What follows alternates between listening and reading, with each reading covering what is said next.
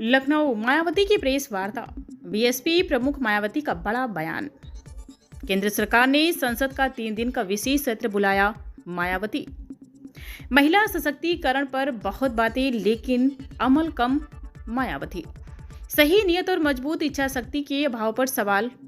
Mayawati SC ST OBC के हितों की अनदेखी का आरोप। मायावती सवर्ण महिलाओं को 50% आरक्षण की मांग दोहराई। मायावती राजनीतिक दल स्वार्थ में मांग नहीं मान रहे। मायावती महिला आरक्षण प्रक्रिया आगे बढ़ने का स्वागत।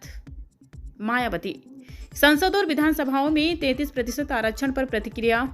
मायावती शोषित वर्ग की महिलाओं को असली हकदार बताया। मायावती एससी एसटी और ओबीसी महिलाओं के लिए अलग कोटा जरूरी। मायावती अलग आरक्षण न होने पर सवाल खड़े। मायावती मंडल आयोग जैसी व्यवस्था की जरूरत बताई। मायावती ओबीसी को 27% आरक्षण जैसा कदम होना चाहिए था। मायावती महिला आरक्षण के लाभ पर संदेह जताया। मायावती पिछड़ी वर्ग की महिलाओं को पूरा लाभ मिलने पर सवाल। मायावती राजनीतिक स्वार्थ से ऊपर उठने की नसीहत। मायावती महिला सुरक्षा और सम्मान से जोड़ने की अपील। मायावती सही नीति से ही मिलेगा महिला आरक्षण का लाभ।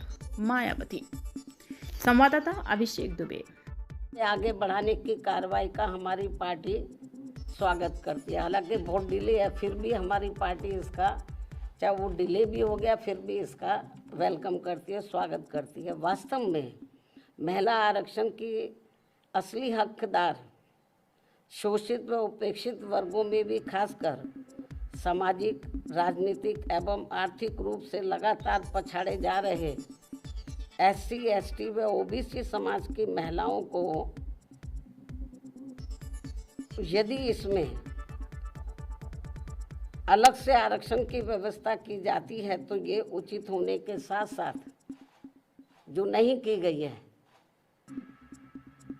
तो ये उचित होने के साथ साथ बीएसपी के अनवरत संघर्षों के बाद ओबीसी समाज को मंडल आयोग की सिफारिशों के अनुसार 27% आरक्षण के लागू होने की तरह ऐतिहासिक भी जरूर होता, लेकिन ऐसा नहीं होने से इन वर्गों की महिलाओं को महिला आरक्षण का पूरा लाभ क्या मिल पाएगा, इसमें लोगों को काफ़ी संदेह है तथा महिला आरक्षण के वास्तविक उद्देश्य को काफ़ी हद तक नकारने जैसा है।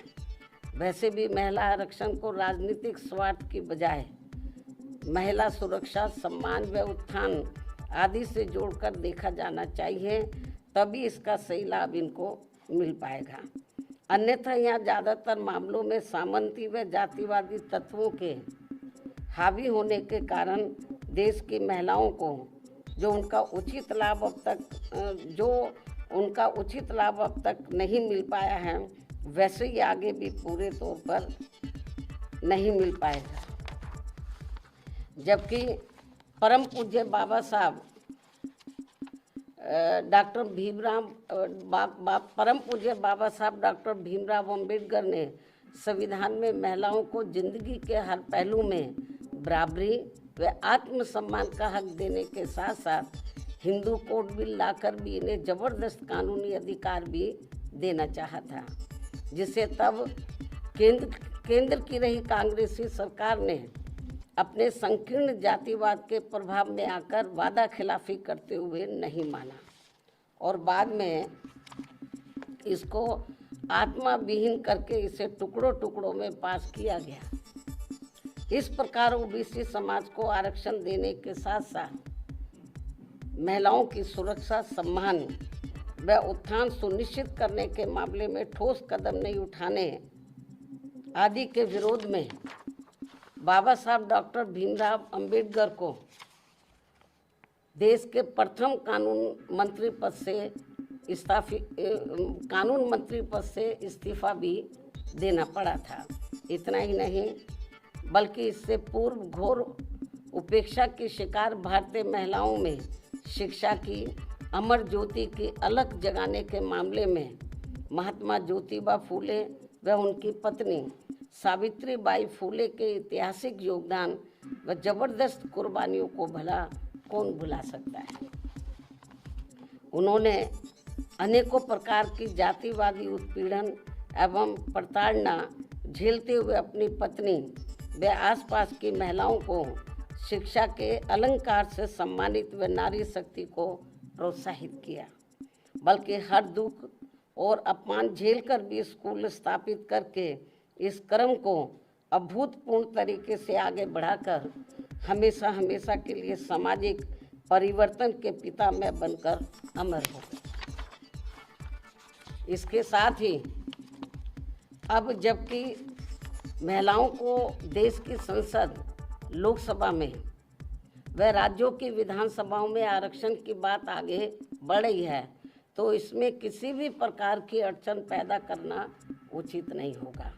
इस मामले में खासकर कांग्रेस पार्टी को महिला आरक्षण में SC, ST व OBC महिलाओं को अलग से आरक्षण देने की बात इन्हें अब क्यों याद आ रही है, जबकि इन्होंने इससे पहले अपनी सरकार में इस विशेष मुद्दे की घोर अनदेखी की थी और BSP की इस मांग को भी अन्य और मामलों की तरह जातिवादी द्वेष आदि के कारण अनसुना कर दिया था।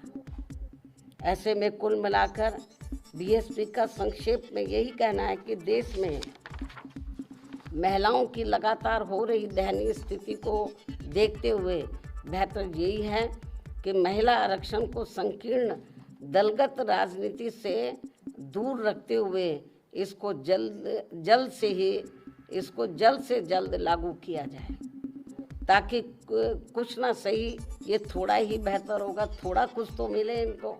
साथ ही महिलाओं की सुरक्षा, सम्मान व उत्थान आदि के मामले में सभी लोग अपना मन भी जरूर चंगा करें, ताकि देश को कटौती में गंगा मिल सके।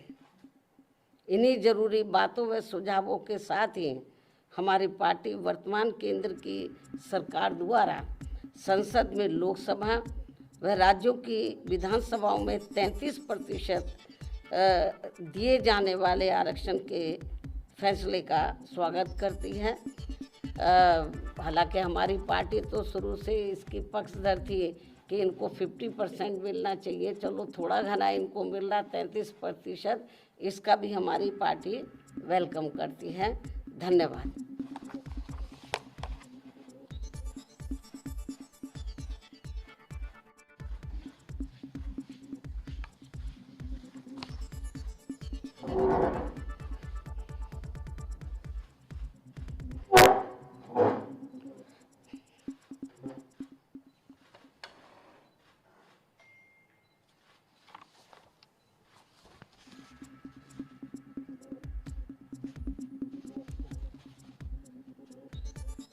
मीडिया बंधुओं, वैसे आप लोगों को ये विदित है कि कल भारतीय संविधान के मूल निर्माता एवं दलितों व अन्य उपेक्षित वर्गों के मसीहा परम पूज्य बाबा साहब डॉक्टर भीमराव अंबेडकर की जयंती थी, जिसे पूरे देश में BSP के लोगों ने अपने परिवार सहित बड़े धूमधाम से मनाया है। खासकर यूपी की राजधानी लखनऊ में तो कल इनकी जयंती पर पूर्व की तरह ही इस बार भी इनके लाखों अपार अनुयायियों ने यहाँ लखनऊ में मेरी रही सरकार द्वारा निर्मित किए गए डॉक्टर भीमराव अंबेडकर सामाजिक परिवर्तन स्थल पर पहुंचकर इसे अपने श्रद्धा के मेले के रूप में मनाया है तथा इस विशाल व ऐतिहासिक स्थल पर लगी इनकी बड़ी प्रतिमा पर, अति विशाल प्रतिमा पर अपने श्रद्धा सुमन भी अर्पित किए हैं। इन सभी के BSP बहुत आभारी हैं। इसके साथ ही इनकी सुविधा को विशेष ध्यान में रखकर कल मैंने इनकी जयंती पर पार्टी के वरिष्ठ पदाधिकारियों व कार्यकर्ताओं आदि के साथ अपने निवास स्थान पर ही इनकी प्रतिमा पर अपने श्रद्धा सुमन अर्पित किए हैं और इस मौके पर प्रेस नोट आदि के जरिए भी इनकी त्याग, तपस्या, संघर्ष व कार्यों आदि के बारे में भी अपनी श्रद्धा व भावनाएं व्यक्त की हैं, जिनकी सोच व मूवमेंट को आगे बढ़ाने के लिए बीएसपी के जन्मदाता एवं संस्थापक मान्यवर श्री कांशीराम जी ने अपनी पूरी जिंदगी समर्पित की है, जिनसे प्रेरित होकर अब मेरी देखरेख में इसे आगे बढ़ाया जा रहा है। हालांकि इनके इस कारवां को पीछे ढकेलने के लिए यहाँ सभी दलित विरोधी जातिवादी पार्टियाँ किस्म किस्म के साम दाम दंड भेद आदि हथकंडे भी काफ़ी इस्तेमाल कर रही हैं, जिनसे बीएसपी के लोगों को कदम कदम पर हमेशा सावधान रहना है। और यही फिर अपने इन महापुरुषों के प्रति इनकी सच्ची श्रद्धा भी होगी। हालांकि इस संदर्भ में मेरा ये कहना है कि बीएसपी के बेस वोट अर्थात दलितों के वोटों को लुभाने के लिए पिछले कुछ समय से यहाँ सभी विरोधी पार्टियाँ अपने अधिकांश कार्यक्रमों में बीएसपी के नीले रंग को ही विभिन्न रूपों में इस्तेमाल कर रही है, जिसका दलितों पर कुछ भी असर पड़ने वाला नहीं है, क्योंकि इन पर केवल बीएसपी के नीले रंग का ही असर पड़ता है, अन्य किसी और रंग का नहीं। ये विरोधियों को ध्यान में रखकर चलना चाहिए। और अब जिस खास मकसद से आज मैंने मीडिया बंधुओं को बुलाया वो है महिला आरक्षण का अति महत्वपूर्ण मामला, जिसके लिए केंद्र सरकार ने कल से संसद का 3 दिन का विशेष सत्र भी बुलाया हुआ है। और इस संबंध में हमारी पार्टी का ये कहना है कि देश में बहुजन समाज में से खासकर एससी, एसटी व ओबीसी समाज के हित व कल्याण की तरह ही महिला सशक्तिकरण आदि की बातें भी तो बहुत की जाती हैं, किंतु सही नियत, नीति एवं मजबूत इच्छा शक्ति के अभाव के कारण इस पर ईमानदारी से अमल शायद ही कभी ठीक ढंग से हो पाया है। इसी का नतीजा है कि कमज़ोर वर्गों के लोगों की तरह ही महिलाओं के विरुद्ध भी जुल्म, जाति एवं शोषण, अत्याचार आदि की जघन्य घटनाएं आज भी सही से रुकने का नाम नहीं ले रही हैं। और इसलिए हमारी पार्टी बीएसपी देश की सर्व समाज की महिलाओं को उनके आबादी के हिसाब से 50% आरक्षण देने की मांग लगातार करती आ रही है, लेकिन जिसे कोई भी पार्टी अपने स्वार्थ व मजबूरियों के कारण मानने को कतई भी तैयार नहीं दिखती हैं। वैसे भी भला हो परम पूज्य बाबा साहब डॉक्टर भीमराव अम्बेडकर का, जिन्होंने देश की महिलाओं को पुरुषों के समान बराबरी वाला एक व्यक्ति एक वोट का यह अति मूल्यवान मानवतावादी संवैधानिक अधिकार देकर यहाँ पूरे महिला जगत को धन्य बना दिया है, तथा जिस महिला सम्मान व उनके सशक्तिकरण की जो जबरदस्त बुनियाद इन्होंने यहाँ देश में डाली है, उसके लिए देश हमेशा उनका कृतज्ञ रहेगा। और अब ऐसे में